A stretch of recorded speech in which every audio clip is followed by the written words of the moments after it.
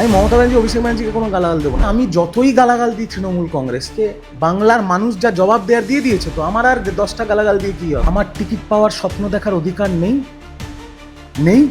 আমি রাত্রে লাস্ট ফ্লাইটে নিজের মা বউকে নিয়ে দিল্লি পালিয়ে গেছিলাম।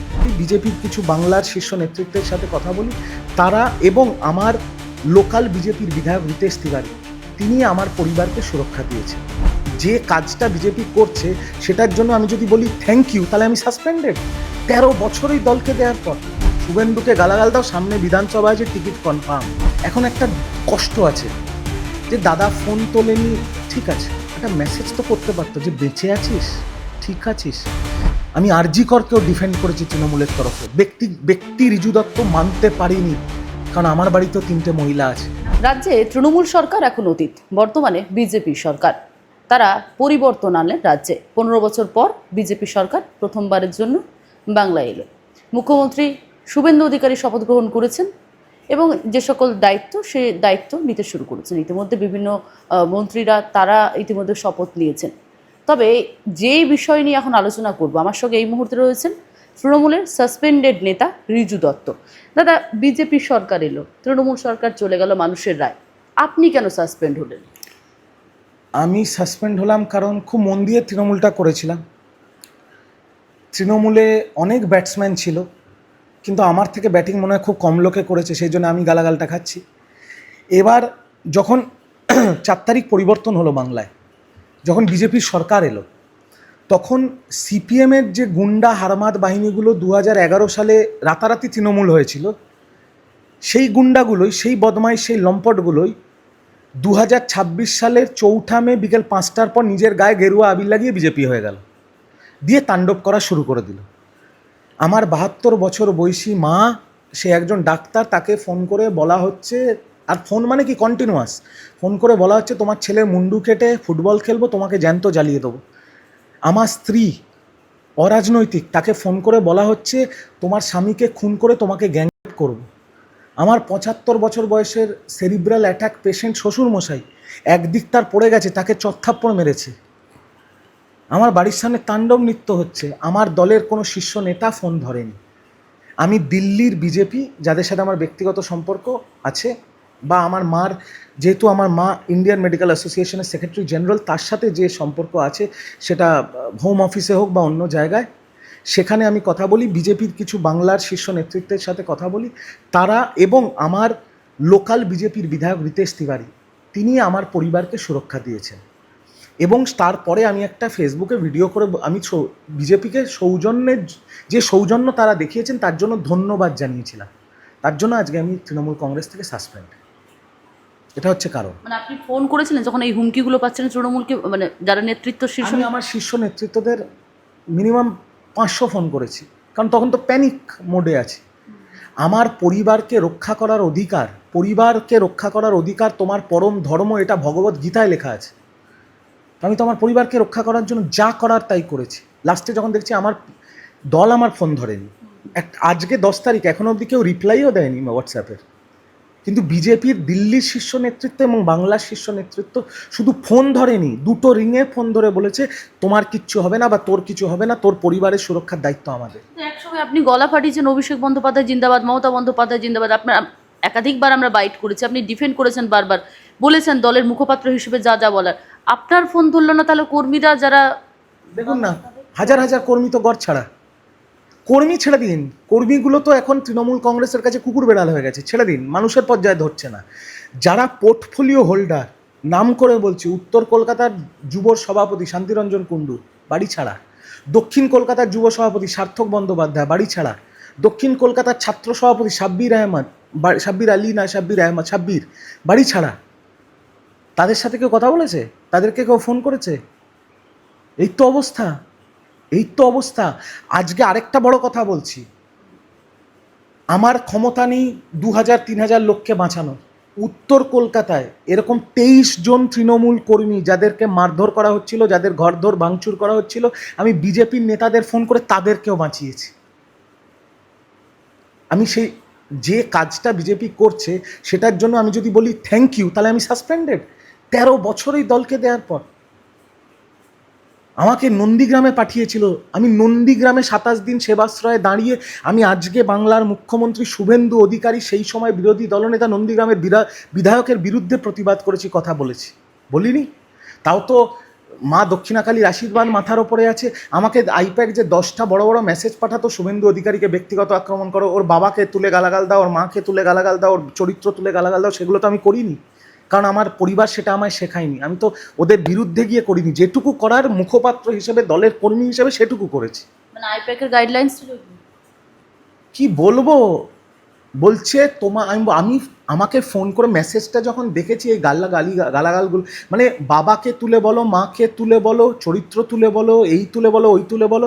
আমি তখন বলেছি আমি নন্দীগ্রামে আছি, গুলি করে মেরে ফেলবে আমাকে এখানে। তখন বলছে এসপিকে বলে তোমাকে 4টে এসকর্ট দিয়ে দিচ্ছি, শুভেন্দুকে গালাগাল দাও, সামনে বিধানসভা আছে, টিকিট কনফার্ম। তাও আমি বলিনি। এটা অভিষেক ব্যানার্জি নাকি আইপ্যাক? I-PAC, I-PAC.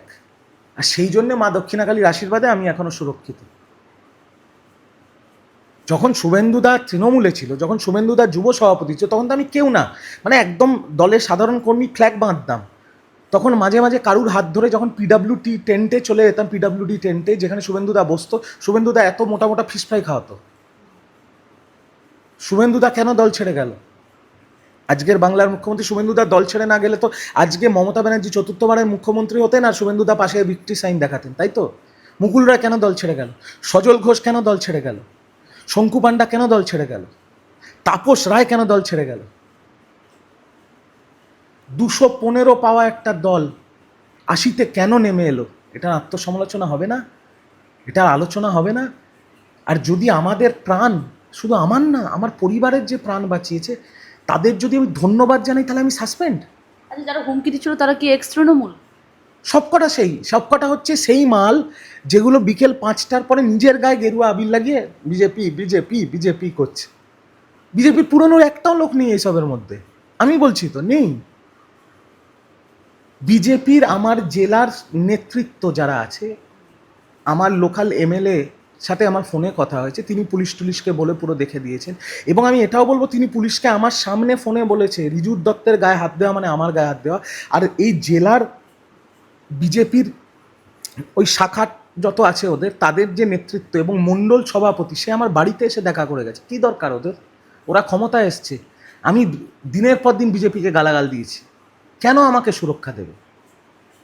তাদের এই উদারতার জন্য আমি তাদের একটা সৌজন্য ধন্যবাদ জানাতে পারবো না? জানালে সাসপেন্ডেড? এ কী ধরনের অন্যায়, এ কী ধরনের পাপ? এটা আমি পারবো না করতে। তো অভিষেক বন্দ্যোপাধ্যায়ের সঙ্গে আপনার তো খুব ভালো সম্পর্ক ছিল, সেক্ষেত্রে অভিষেক বন্দ্যোপাধ্যায় একবারও ফোন তুললেন না? আমি অভিষেক বন্দ্যোপাধ্যায়, মমতা বন্দ্যোপাধ্যায়ের বিরুদ্ধে কোথাও কোনো কথা বলিনি, বলবো না, কারণ 13 বছর তো দলটা করেছি। বাট আমার মনে যদি একটা দুঃখ বা একটা, এখন রাগ ফাগ কেটে গেছে, এখন একটা কষ্ট আছে যে দাদা ফোন তোলেনি, ঠিক আছে, একটা মেসেজ তো করতে পারতো যে বেঁচে আছিস, ঠিক আছিস। এটা রাগ ছিল 4 তারিখ, 5 তারিখ, 6 তারিখ, এখন 10 তারিখ, তো রাগটা কেটে গেছে। আর এখন আমি আত্মসমালোচনা করে বা মূল্যায়ন করে বুঝলাম যে উনি ফোনটা হয়তো তোলেননি, কারণ ওনার যে বাসভবন, যেখানে ওনার স্ত্রী আর ওনার দুটো ছোট বাচ্চা থাকে, সেটা তো এখন সেলফি স্পট হয়ে গেছে। লোকে ওনার বাড়ির দরজায় গিয়ে লাথি মারছে, একটা ভিডিও দেখলাম, কে একটা গিয়ে পেচ্ছাপ করে দিয়েছে ওনার দরজার দেয়ালে। তো উনি নিজের বাচ্চা, নিজের পরিবারকে সুরক্ষা দিতে পারছেন না, আমার ফোন কোন মুখে তুলবেন? সেটা আমার আত্মমূল্যায়ন আর কি, আসল কথা আমি জানি না।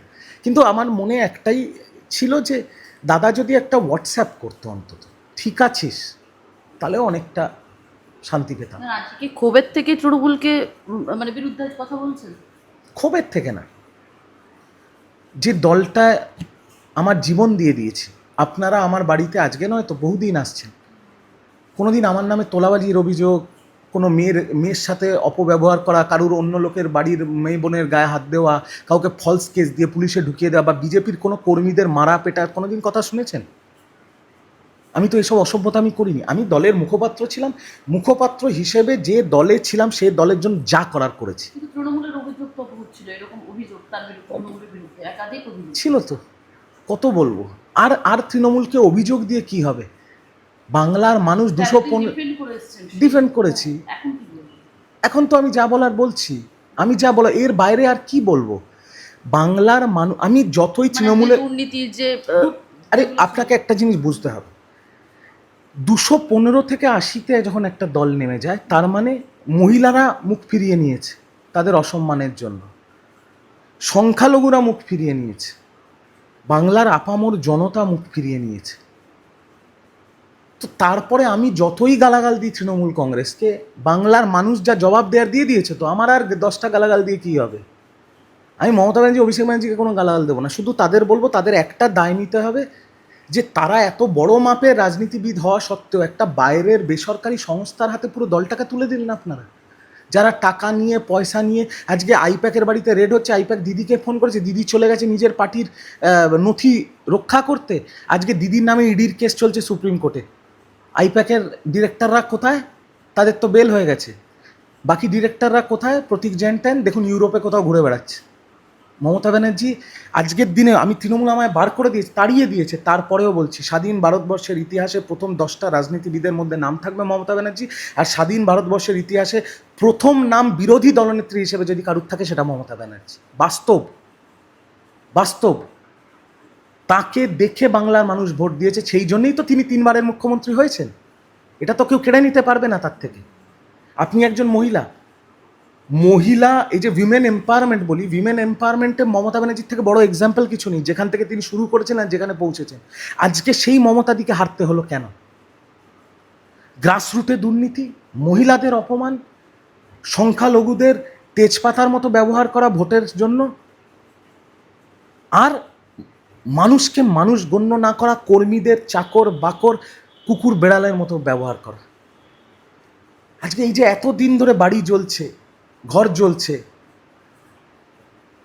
তৃণমূলের পেজ বা তৃণমূলের টুইটার প্রোফাইল খুললে দেখবেন ভিডিও পোস্ট করা হচ্ছে, এখানে আগুন লাগিয়ে দিয়েছে, ওখানে বাড়ি জ্বালিয়ে দিয়েছে, একে খুন করে দিয়েছে। হওয়া উচিত না। আমি আশা করব শুভেন্দু অধিকারী, যিনি আমাদের মুখ্যমন্ত্রী, তিনি বিজেপির না, তিনি আমারও মুখ্যমন্ত্রী, আশা করব তিনি কড়া হাতে এটা দমন করবেন। কারণ প্রধানমন্ত্রী একই কথা বলেছে যে হিংসা হবে না বাংলায়, কিন্তু যেটুকু হচ্ছে সেটাও দমন করবেন উনি।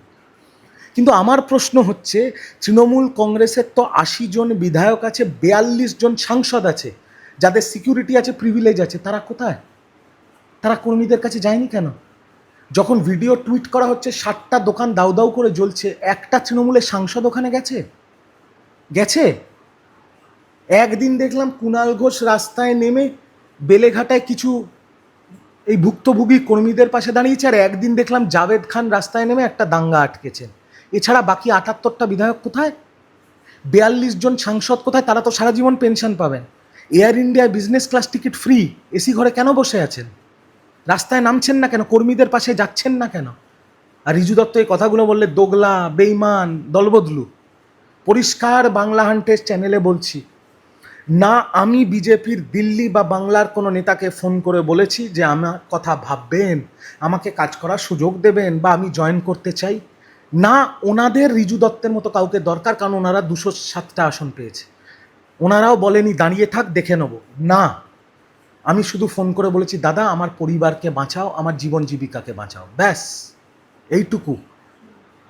এই যে যারা বলছে না রিজু এই বলছে, রিজু সেই বলছে, পাল্টাবে, কেন পাল্টাবো ভাই?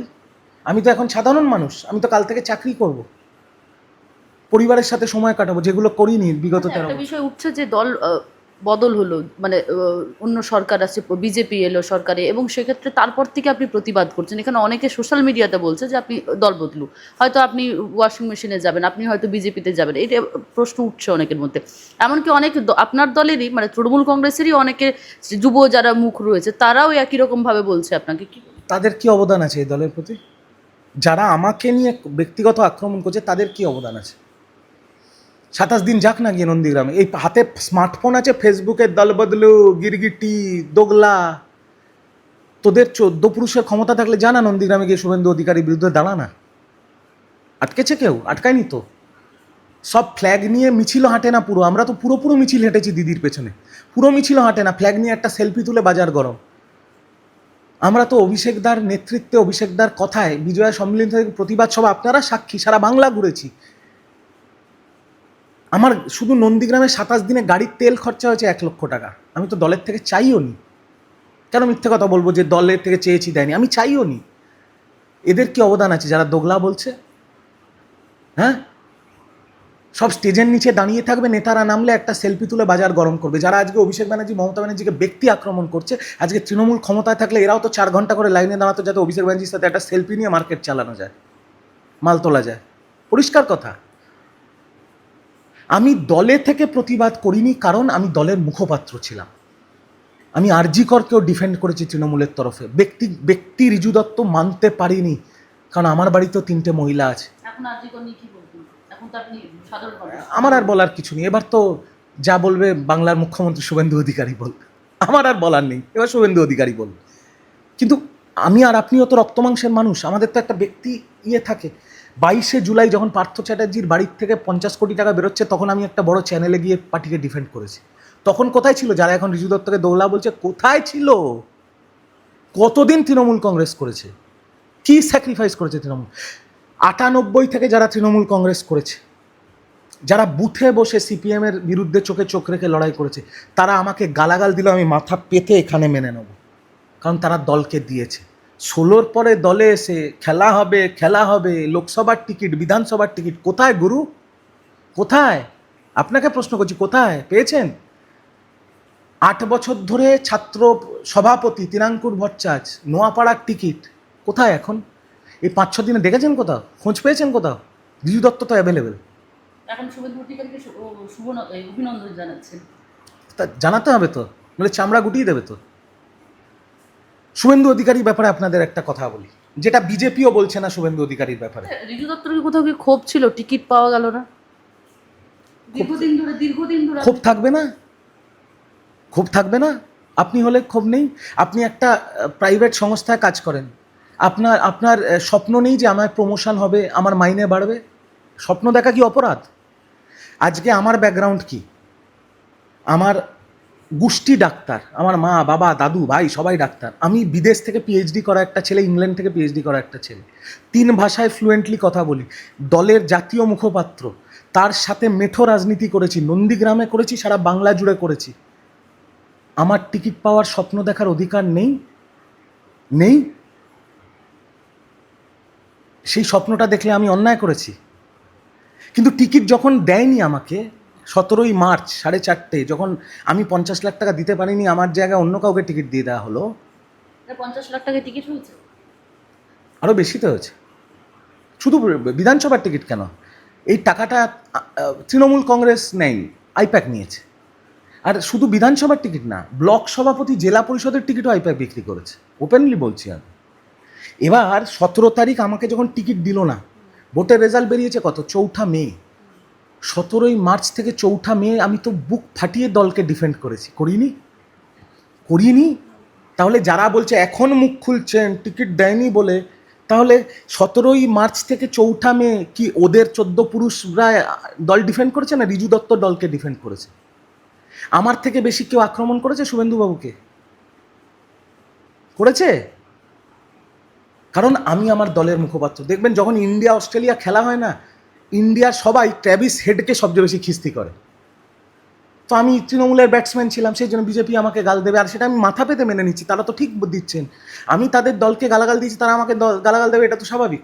কিন্তু শুভেন্দু অধিকারীর ব্যাপারে একটা কথা আমি বলতে চাই, যেটা বিজেপিও বলছে না। শুভেন্দু অধিকারী মুখ্যমন্ত্রী শপথ নিয়েছেন 9 তারিখ, 9ই মে। কিন্তু মুখ্যমন্ত্রী হওয়ার আগে তিনি যে কাজ করেছেন, আগামী দিনে তিনি যত কাজ করবেন, প্রতিশ্রুতি পালন, 3000 টাকা দেওয়া, চাকরি করা, হ্যান ত্যান, তার থেকে অনেক বড় কাজ তিনি মুখ্যমন্ত্রী হওয়ার আগে করে দিয়েছেন। মনে পড়ে 4 তারিখ পরিবর্তন হলো বাংলায়, ক্ষমতায় এলো বিজেপি। 6 তারিখ শুভেন্দু অধিকারীর আত্মসহায়ক চন্দ্রনাথ রথকে ফিল্মি কায়দায় গুলি করে ঝাঁঝরা করে খুন করে দিল মধ্যমগ্রামে। আমাকে একজন কেউ, আমি নাম বলছি না, বিজেপির, সে আমায় ফোন করে বলল তোর পরিবারকে নিয়ে পালিয়ে যা। আমি রাত্রে লাস্ট ফ্লাইটে নিজের মা বউকে নিয়ে দিল্লি পালিয়ে গেছিলাম। সেই দিন যদি মধ্যমগ্রামের ওই নার্সিংহোম থেকে বেরিয়ে শুভেন্দু অধিকারী বলতো এবার বদলা হবে বাংলায়, সেদিন রাত্রে 5000, মিনিমাম 5000 তৃণমূল কর্মীর লাশ পড়ে যেত। শুভেন্দু অধিকারী বেরিয়ে বলেছিল আমার পুলিশের ওপর ভরসা আছে, শান্তি বজায় রাখুন, কেউ আইন হাতে তুলে নেবেন না, নইলে সেদিন রাত্রে 5000 তৃণমূল কর্মী খুন হয়ে যেত। আমি স্যালুট করি শুভেন্দু অধিকারী সেই দিনের জন্য। তখন সে মুখ্যমন্ত্রী হয়নি। আর এই কথাটা বিজেপিও কেউ বলছে না, আমি বলছি। কারণ আমি জানি সেদিন যদি উনি বেরিয়ে বলতেন এর বদলা হবে, সেদিন রাত্রে পুরো বাংলা জ্বলে যেত, পুরো বাংলায় আগুন লেগে যেত, কারুর 14 পুরুষ বাঁচাতে পারতো না। ভোট পরবর্তী হিংসায় এখনো অবধি মনে হয় 7-8 জন মারা গেছে। প্রচুর বাড়ি ঘরদোর আগুন লেগেছে, পার্টি অফিস আগুন লেগেছে, এই হয়েছে, সেগুলো আবার বিজেপির বিধায়ক যারা জিতেছেন তারা ফেরত দিচ্ছেন, রং করে দিচ্ছেন, ইত্যাদি ইত্যাদি। তৃণমূল কংগ্রেস যদি জিতত, যা যা ভোট পরবর্তী হিংসায় হচ্ছে সেটাকে অন্তত 50 দিয়ে গুণ করে নিন। আর আমি রিজু দত্ত আপনার সামনে ক্যামেরায় বলছি, আমি হয়তো নিজে কোনো দিনই কোনো ভোটেই, সেটা 21 হোক, 16 হোক, পঞ্চায়েত হোক, লোকসভা হোক, আমি কোনোদিন কোনো বিজেপির বাড়িতে আক্রমণ করিনি, কর্মীর বাড়িতে, বা আমি নিজে গিয়ে মারিনি কাউকে। কিন্তু 26-এ যে ভোট পরবর্তী হিংসা এখন হচ্ছে তার 50 গুণ বেশি হতো। আর রিজু দত্ত হয়তো তখন কোনো বিজেপির কর্মীকে বাঁচাতে যেত না, হয়তো মারতো না কিন্তু বাঁচাতেও যেত না, বা ফোনও করতো না যে মারিস না। আমি ওপেনলি বলছি, বিজেপি যেটা করছে, নরেন্দ্র মোদী যে কথাটা বলেছিলেন 4 তারিখ বিজেপি হেডকোয়ার্টার দিল্লির থেকে, মমতা ব্যানার্জি যে কথাটা 11-এ বলেছিলেন, বদলা নয় বদল চাই, পরিবর্তন হয়েছে, শান্তি চাই, হিংসা চাই না, যেটা অক্ষরে অক্ষরে বিজেপি পালন করছে, যে উদারতা তৃণমূলের প্রতি দেখাচ্ছে বিজেপি, তৃণমূল ক্ষমতায় আসলে সে উদারতা দেখাতো না, পিঠিয়ে চামড়া তুলে দিত পিঠের। বাস্তবটা বাস্তব, এটা মেনে নিতে হবে। আপনার এই যে কথাবার্তা, এগুলো তো মানে সাধারণ মানুষজন যারা দেখবে ভিডিওটা তারাও বলবে যে বিজেপিতে যাওয়া আপনার কয়েকদিনের অপেক্ষা। কি বলবে, বিজেপিতে যাচ্ছেন? বলতেই পারে, আমি তো বলছি, আমি বিজেপির এতদিন জাতীয় মুখপাত্র থাকার জন্য, এবং আমার মা যেহেতু ইন্ডিয়ান মেডিকেল অ্যাসোসিয়েশনের সেক্রেটারি জেনারেল, আমার দিল্লির একদম ওপর মহলের অনেক বড় বড় বিজেপি নেতৃত্বের সাথে আমার ব্যক্তিগত স্তরে পরিচিতি আছে। যেমন বাংলায়ও মুখপাত্র থাকাকালীন আপনারা জানেন বিজেপির অনেক মুখপাত্ররা এখন বিধায়ক হয়েছে, আমি আর নাম নিচ্ছি না। এরকম বিজেপির অনেক শীর্ষ নেতৃত্ব সাথে আমারও কথা হয়েছে। কিন্তু আমি আবার আপনার ক্যামেরায় বলছি, আমি তাদের বলিনি দাদা মনে রাখবেন, আমি তাদের বলিনি দাদা তৃণমূল খারাপ, তৃণমূল নোংরা, তৃণমূল শয়তান, আমাকে একটু কাজ করার সুযোগ দেবেন, একটু ভারত মার সেবা করার সুযোগ দেবেন, এসব কোনো ন্যাকামি আমি করিনি। আমি তাদের ফোন করে বলেছিলাম আমার পরিবারকে বাঁচান, আমার জীবন জীবিকাকে বাঁচান, আমার চাকরিটা কেড়ে নেবেন না। আর সেটা তারা সে কথাটা রেখেছে। আর আজকে বিজেপি 207 আসন পাওয়ার পর তাদের রিজু দত্তের মতো কারুর দরকার নেই। যদি ভবিষ্যতে তারা আমাকে বলে তুমি কাজ করতে চাও তাহলে তোমাকে সুযোগ দেবো, তখন আমি আমার পরিবারে খুব ভয় পেয়ে আছে এখন। আমার পরিবার, আমার মার সাথে, আমার স্ত্রীর সাথে আমি তাহলে একবার কথা বলে দেখতে পারি, কারণ ভারতবর্ষের সবচেয়ে বড় দল, তার রিজু দত্তের কী প্রয়োজন? আমি কিন্তু অ্যাপ্লিকেশন ফর্মও জমা দিইনি, তারাও বলেনি যে তারা নেবে। তো এই যে গুজব রটছে, গুজব মানুষ রটাতেই পারে, বাট আপনি বুকে হাত দিয়ে বলুন তো, আমি যে কথাগুলো বলছি সেইগুলো বিজেপির ফরে বলছি, তৃণমূলের বিরোধী বলছি, না অ্যাকচুয়াল বাস্তব কথাটা বলছি, সেটা আপনি বিচার করুন। আমি বাস্তবটা বলছি, যেটা এতদিন আমরা বলতে পারতাম না। কেন? তার কারণ আমি একটা দল করতাম যেটা বিজেপি বিরোধী দল, আমাকে সেই দলের কথা বলতে হবে। এখন তো আমি হাত পা ছাড়া হয়ে গেছি, আমি তো এখন সাধারণ বাঙালি, সাধারণ বাংলার ভূমিপুত্র। তো আমি বাস্তবটা তুলে ধরছি, আমি বাস্তবটা তুলে ধরবো। তাতে তৃণমূল আমাকে দল বদলু বলবে, বিজেপির কর্মীরা বলবে এ তৃণমূলে বিজেপিতে ঢুকতে যায়, এটা পাক্কা এই পাক্কা ওই, সেটাও মেনে নিচ্ছি। তৃণমূলে যারা দল বদলু বলছে তাদের কথাও মেনে নিচ্ছি। তাহলে কি করবেন এখন? 6 মাস পর, 6 মাসের জন্য অপেক্ষা করবেন? তৃণমূলে কি আবার ফিরবেন? সাসপেনশন ওঠার আমি অপেক্ষা করবেন? যদি সাসপেনশন তোলে তৃণমূলে যাব কিনা, বা 6 মাস 1 বছর 2 বছর বাদে বিজেপি যদি বলে বিজেপির যাতে যাওয়ার জন্য তাতে যাব কিনা, বা কংগ্রেস সিপিএম অফার দিলে সেখানে যাব কিনা, এগুলো আমি কিচ্ছু এখন বিচার করিনি। It is too early to say.